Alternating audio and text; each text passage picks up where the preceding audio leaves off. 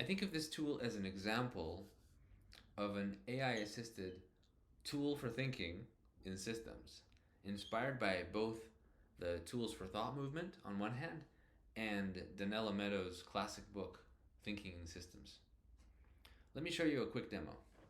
So first, let me take a simple description of a system from Simple Wikipedia. So I'll just take this passage here and paste it in here and hit this extract entities button. So now we're going to extract some entities from this description. And you can see we've created a few entities here.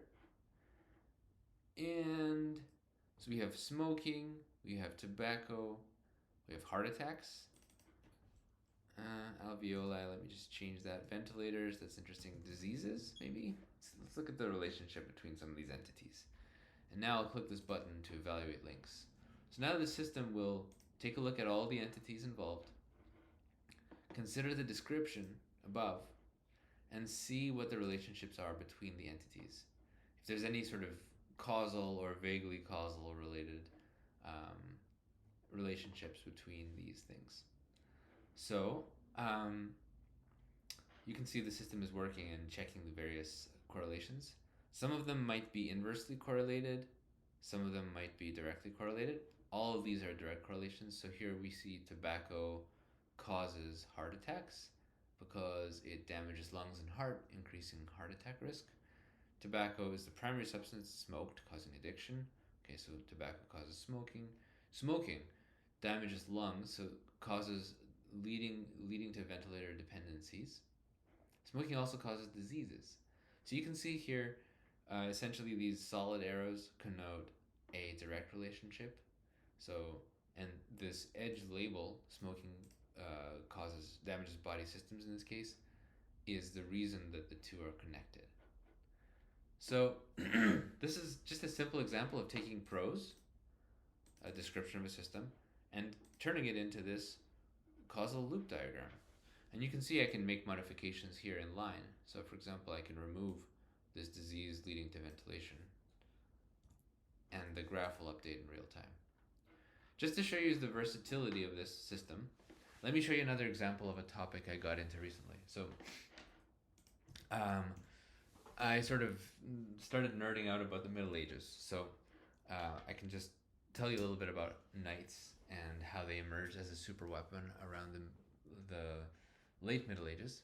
So knights emerged as a new super weapon during the late Middle Ages. Yeah, and so more knights meant there was more demand for horses, okay? And these fighters needed to be strong, the horses needed to be strong in order to carry the weight of the knight and his armor. Okay, horses got stronger and knights became able to carry more heavier armor. So armor got heavier. And then also stronger horses interbred, war horses interbred with farm horses.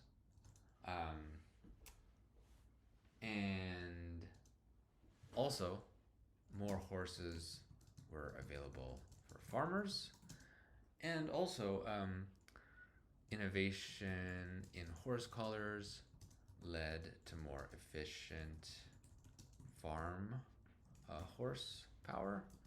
And lastly, now farmers increasingly relied on horses instead of oxen,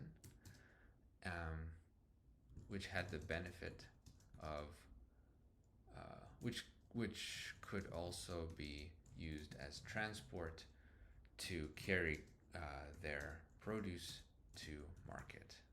Okay, great. So that's kind of some of the patterns that were happening in this period.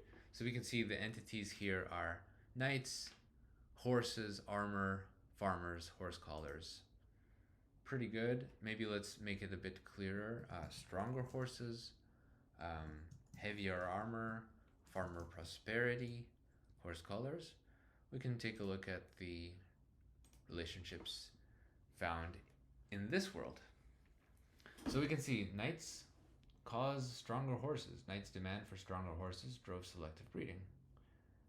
Indeed. Knights cause heavier armor. More knights increase demand for stronger horses. Yep. Does that make sense? Knights to heavier armor. So you can see the system here again is creating a causal loop diagram. And interestingly, now we have this loop between stronger horses and heavier armor. And you can see the system identified that this is a reinforcing loop. So as I alluded, stronger horses can carry heavier armor, encouraging its production. At the same time, heavier armor necessitates stronger horses for effective transportation. So we have this sort of feedback loop here, which is a key idea in thinking in systems.